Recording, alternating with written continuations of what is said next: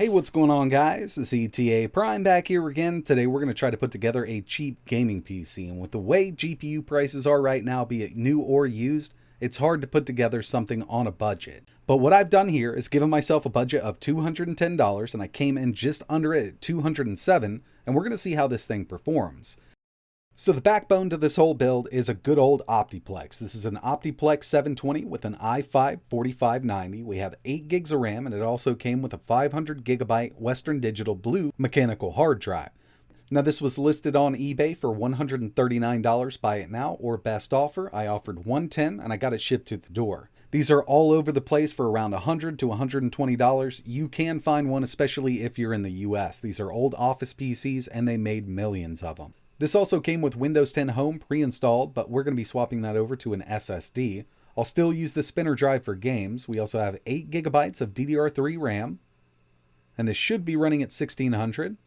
Yeah, so we have two 4 gigabyte sticks in here running at 1600, giving us a total of 8 gigabytes, plus we have 2 extra slots in here, so if you did want to upgrade to 16, you could do it pretty cheaply. So this machine comes pre-installed with a 290 watt power supply, and if I was using something like a GTX 1050, 1650, or even a 1660, I wouldn't worry about it too much. But out of those 3 cards that I just mentioned, they're going anywhere from $250 up to $500 on eBay right now.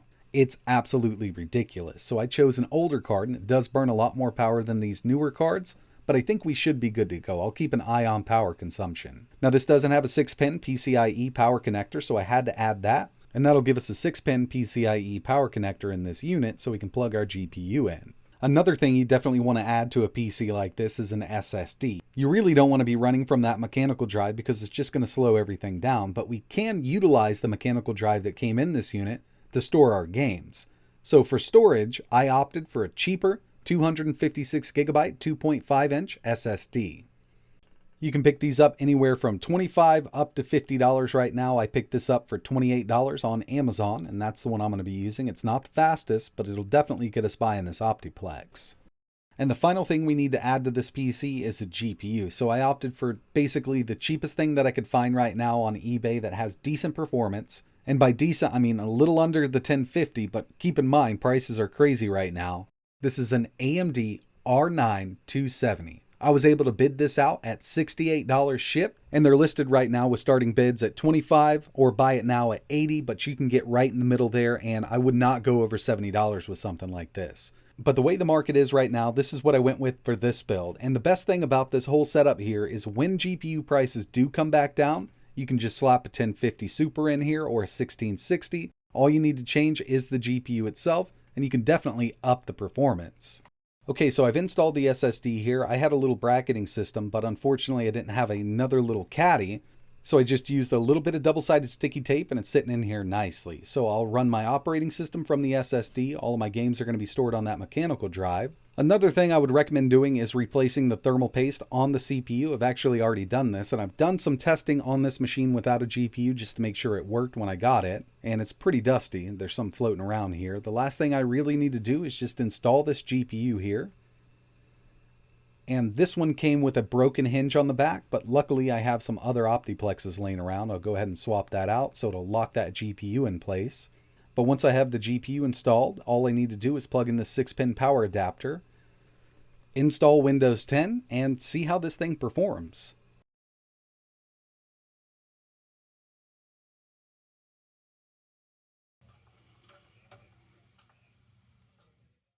And like I said, I needed to replace that. I just pulled one off of another Optiplex that'll lock that GPU down so I don't have to screw anything in. And now it's time to get into some testing.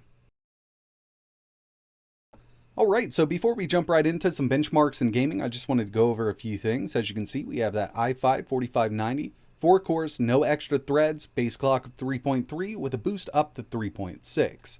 8 gigabytes of DDR3 running at 1600 megahertz, and the non-X variant of the R9 270.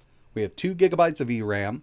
When it comes down to it, this is a pretty low-end card in 2021, but like I mentioned, this is about the cheapest thing that I could pick up. So what I've done here is overclocked just a bit. From MSI Afterburner, it didn't give me much headroom at all, but I went up to 1050 from 925 on the core, and from 1400 to 1500 on the memory clock, and I've also just upped the power limit by 20.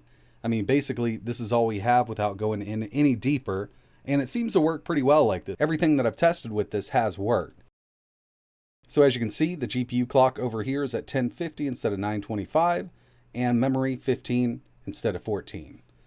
So we get a little more out of it. It's not going to be much at all. It's not much of an overclock, but every little bit helps with these older cards. So I got a lot of games to test here. I'm going to do 9 or 10, but the first thing I wanted to take a look at was some 3D Mark benchmarks with this system. So first up, we have 3D Mark Night Raid with a total score of 15,188. I thought it would be a little higher than this, but let's move over to the next one. Fire Strike, 5,889. And finally, Time Spy with a 1,821. These scores are definitely not on par with a high-end gaming machine, but we only spent $200 on this thing. So let's move over to some real-world gaming performance. First up, CSGO, 1080p, high settings, got an average of 121 FPS. It can definitely play this, and going into this one, I knew we were going to get good performance.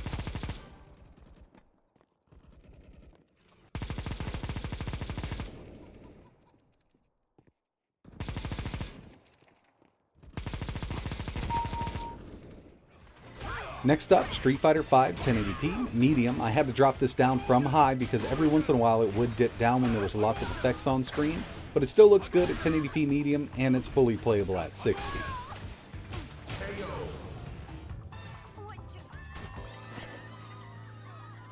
Good. Round 2.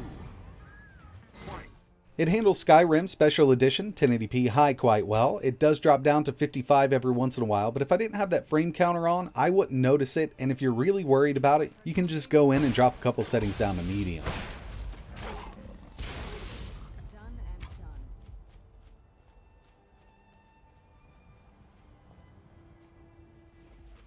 Fortnite 1080p, medium settings. I got an average of 78 FPS. Handles it pretty well. This isn't a game that I personally play, so I'm not in battle or anything. This is what, Party Royale or something?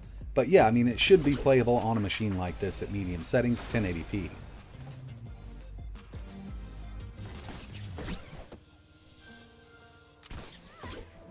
I was really hoping that I could just do high settings with Genshin Impact, but even with a high-medium mix, it does drop down to around 55, kind of just like Skyrim. So if you do some adjustments here, you can get a smooth 60 out of this one.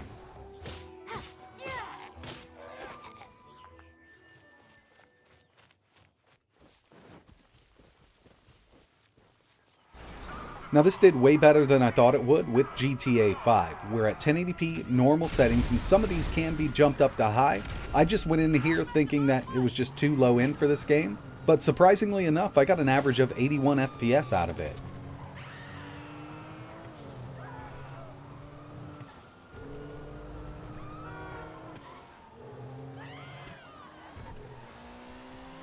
Forza Horizon 4 1080p medium-low mix is kind of hit or miss. Now, when I was initially testing this in certain parts, I was getting up to 80 FPS, but once there's a lot of stuff going on screen, it will drop down into the 50s. So if you're looking for a constant 60 or over 60, I would recommend low settings, or you could set it up with a medium-low mix at 1600 by 900.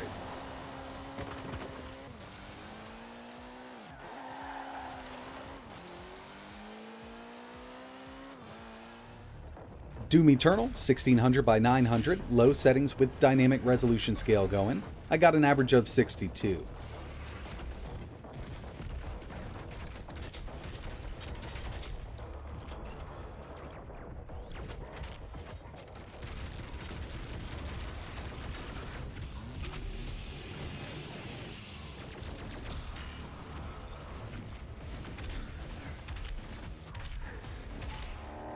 I also wanted to test out Cyberpunk 2077, so here it is, 720p low, and it will keep above 30 with dynamic resolution scale going, but in the end, I mean, this is definitely not a machine specifically designed to run this game here.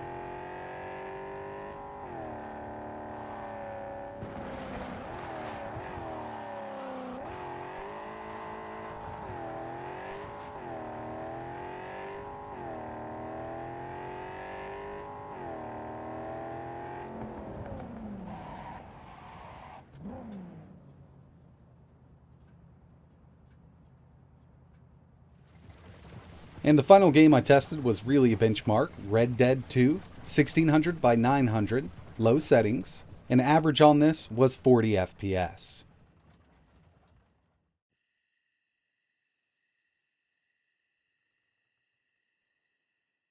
So it's definitely not a high-end machine, but at $200 in the market we're in right now, I think it performs pretty well. If you did end up doing something like this with the 270 right now, later on down the road when GPU prices do drop down, because they will, but it might be a little while, you could easily upgrade the GPU in this thing to a 1650 Super or a 1660 and get way better performance out of it.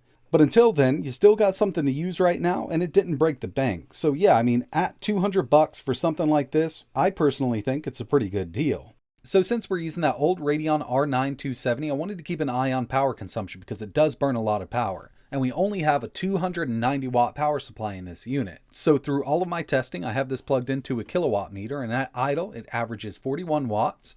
Gaming at 1080p, 170, and the maximum that I could get this to pull from the wall in an extreme test was 234 watts. So we are under 290, but with that extreme test, we were getting close. But I'd say at 170 watts, average gaming at 1080p, we're well below the limits of the included power supply inside of this Optiplex, so it should be just fine. So if you're interested in building something similar like this right now, I'll leave some links in the description, or you can just wait it out and see what happens with the GPU prices and not even waste the money right now on a $70 270 and take that cash and put it towards a newer build, because the GPU prices will eventually come down, but we really don't know when. So if you're looking to game now, this is definitely an option. But that's going to wrap it up for this one. If you have any questions or you want to see anything else running on this build, just let me know in the comments below. And like always, thanks for watching.